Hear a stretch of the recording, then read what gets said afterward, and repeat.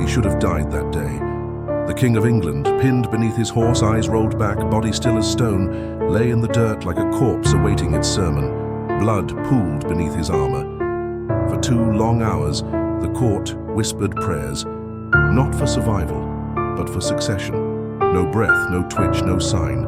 The heart of England had stopped, and then it didn't. He awoke, gasping as if dragged from the grave by something darker than mercy. What returned was not the golden prince of the Renaissance, but a phantom stitched from pain, rot, and wrath. A man who had seen death and refused its judgment. Before the fall, Henry VIII was adored. A vision of chivalry, splendor, virility. His body was divine, they said, touched by God. And then that divine body was shattered. Crushed bones, internal bleeding, a leg that would rot for the rest of his days. They say a man is never the same once he has tasted the grave. But what if the man who returned never truly left it behind? That moment, the crash of hooves, the silence of breathless courtiers, the stench of blood mixing with spring mud, was more than a near death. It was a rebirth, not of spirit, but of shadow.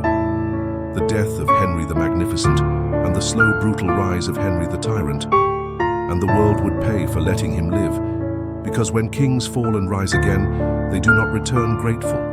They return ravenous. What happens when a man survives death and believes the gods spared him for vengeance? Before the thunder of hooves and the splinter of bone, there was music, laughter, satin sleeves brushing against jeweled goblets. England had a son, and it wore the face of a young Henry Tudor, tall, athletic, golden-haired, and terrifyingly alive. They called him the Renaissance King. Fluent in Latin, obsessed with music, a lion on the hunt and a god in the joust, he danced like a prince and fought like a soldier. Unlike his brooding father, Henry VII, who counted coins and feared ghosts, this Henry lived with the confidence of divine favor. He was not made to reign through fear. He reigned by being adored. His court shimmered like a myth. Masks, tournaments, feasts dripping with oranges and roasted swans. Poets compared him to Apollo, the sun god himself. And why not? At 18, he had the world at his feet and fire in his blood. A king who wrestled, composed love songs, and made foreign ambassadors tremble with a glance. But behind the portrait of perfection was a man obsessed with legacy. He needed a son, not for love, but for immortality. And so began the royal marriages. Catherine of Aragon, widow of his brother, became queen. Together, they looked like the Virgin and the Child, a sacred image for a sacred throne. But no son came, only daughters, only miscarriages, only whispers of divine disapproval. Yet still he shone. Henry was not yet cruel, not yet broken. In those early years, even his enemies admired him. He was radiant, admired, untouchable. He was England, but the sun that shines too brightly burns the longest scars. And perhaps the tragedy was not what he became, but how blindingly beautiful he was before he fell. Does a man fall harder when the world convinces him he is chosen by God? It began with a scream no one heard, because it came from inside his skull. The day was meant to be magnificent. January 24th, 1536. The king mounted his warhorse in Greenwich Park, clad in shining armor, proud and burning with a need to prove. He was 44, no longer a boy king, but a man desperate to show that age had not conquered him. The crowds cheered, the trumpets blared. The ground quaked with galloping hooves, then silence. Then the sound of flesh against metal, bone against earth, and the soft, sickening snap of something sacred breaking. The horse landed on him, his armor crumpled inward, his helmet split. For 2 hours Henry VIII lay unconscious, motionless, pale, dying. They thought he was dead. Some say his heart stopped. Others say his brain never truly restarted. That moment, when the most powerful man in Christendom was dragged limp from the dust like a discarded puppet, marked the death of the king the world once loved, and something darker took his place. When he awoke, he was changed. Not just limping or bleeding, but altered. His face swollen, his eyes sunken, his temper twisted. His leg, crushed beyond repair, would never fully heal. Ulcers would form. The wound would rot. He would feast to soothe the pain and swell monstrously. But worse than his body was his mind.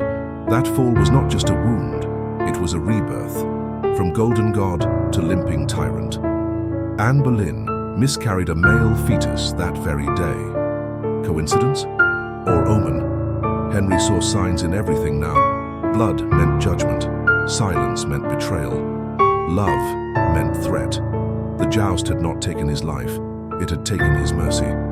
What if the monster we fear was born not from evil, but from a single, broken moment when the world let him fall? The wound would not close, not on his leg, not in his mind, not in the kingdom. After the fall, Henry VIII's body festered, but the soul of England began to rot with him. He limped through the palace, the smell of decay trailing behind him like a procession of invisible ghosts.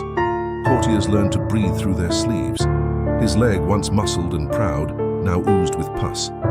They wrapped it in silks and prayers, but no cloth could contain the stench of a dying god. Pain made him cruel. Paranoia made him deaf. He stopped listening, even to those who once moved his heart. Anne Boleyn, once the spark that had set the world ablaze, now stood in shadow. Her laughter grated. Her wit, once his delight, now felt like daggers. The child she lost haunted their chambers like a phantom prince that never drew breath. Was it the joust that killed him? Or the dream of a son that died with it? He turned colder. The walls closed in, the council walked on glass. Thomas Cromwell, the king's shadow, watched as Henry began to unravel. His mind not broken all at once, but slowly, like candle wax sliding off a table, unnoticed until the fire touched flesh. Anne saw it too. Her husband no longer saw her. He saw a threat, a witch, a mistake. He was not content with the world anymore. He wanted obedience, silence, blood. Men were torn from their homes, accused of treason for breathing at the wrong moment. Even friends who kissed his ring trembled when summoned. One by one, the laughter in court died. Fear fed the throne. And yet, beneath it all, there was something sadder. A man trying to silence a scream still echoing from that January day. The wound in his leg deepened, but the wound in his kingdom.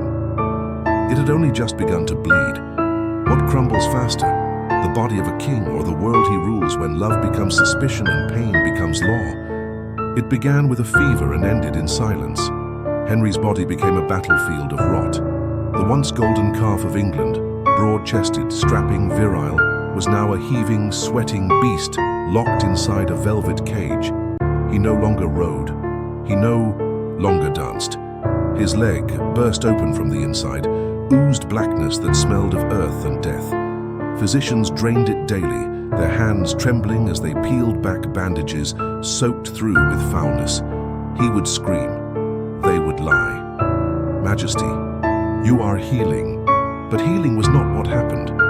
He grew larger, heavier, his flesh pulling apart like soft fruit left in the sun. Beneath his robes, ulcers bloomed like poisoned flowers. The court whispered of gangrene, of worms, of a king who could no longer walk without agony or hide his screams behind the throne's velvet curtain.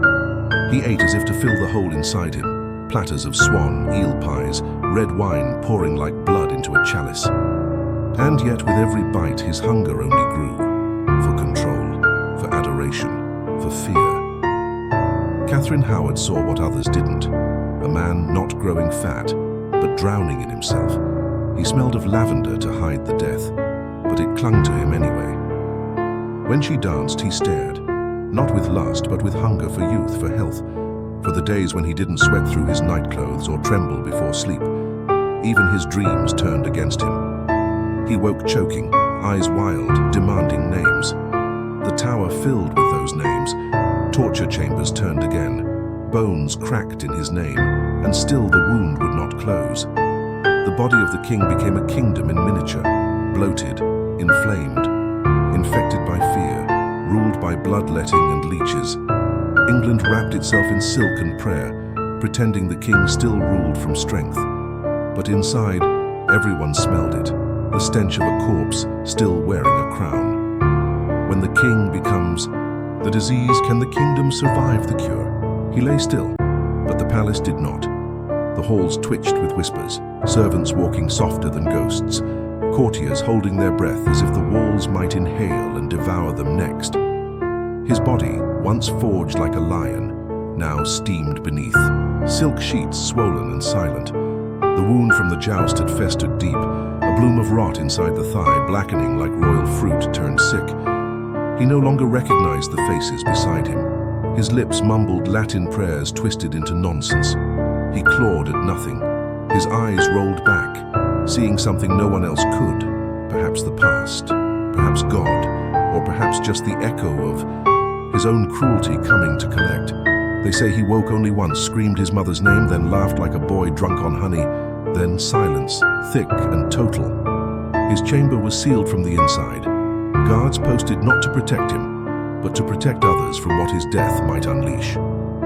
By the time the last breath left him, the air reeked of vinegar and lavender, a desperate attempt to mask the rot. His legs had split open. His belly, bloated beyond recognition, heaved one final time, then settled. And for a moment, everything stopped. But the horror had only begun. As his corpse waited for burial, it began to leak. Black blood, thick as tar, pooled from the coffin, dripping down the steps of Whitehall, a trail of royal decay. Windows were nailed shut. Animals howled. One servant fainted from the stench. This was the end of England's most powerful man. No trumpets, no final decree, just flesh unraveling in slow public shame, and a kingdom watching, not mourning but bracing for what came next. He ruled with divine right, they said. He believed pain made him holy, but in the end, it was not. His crown, nor his wars, nor his wives that defined him. It was the sound of his body bursting open. Do the dead ever realize that history will remember only the smell? The body was gone, but the fear lingered. They wrapped him in gold-threaded linens, stitched with Latin prayers, hoping it would silence the stink of divine rot. But no silk could hide the truth. The King of England had died swollen, broken, and unloved. His funeral was grand, yes, but grand like a performance dragged out too long. Horses wore black, men wept into sleeves, but behind their eyes flickered something colder, relief. The coffin moved through the streets like a secret. No one dared say aloud. Beneath the banners and bells, the people whispered. Some crossed themselves, some spat. Others simply watched, waiting to see if he'd rise again, not out of miracle, but out of spite. Those closest to him rushed to erase the mess. Orders were signed, accounts burned. His physicians vanished into countryside estates, their silence, bought with golden thread. A portrait of the king painted in his youth, handsome, virile, victorious, was nailed in every hall. That man, not the leaking corpse, would be remembered. But the truth clung like mildew. The joust had been no accident. Many believed it was the wrath of God. Others swore it was justice for the wives, the monasteries, the blood. Some said Jane Seymour had haunted his dreams for years, watching his health unravel with cold satisfaction. And then came the rewriting. Chronicles penned by trembling hands spoke of a warrior king, a reformer, a lion. His cruelty was softened into discipline, his paranoia into policy, his sins into sovereignty. They stripped the blood from his story and sold it as scripture. In secret, a courtier asked, "Why do we lie for the dead?" Another replied, "Because the truth smells too much like the body." Buried beneath Windsor Castle, he was placed beside Jane, the one he said he loved. But love, it seems, could not save him, nor could power nor God. Only time could bury what his reign could not cleanse. His legacy simply the perfume we spray over a corpse before the next king arrives.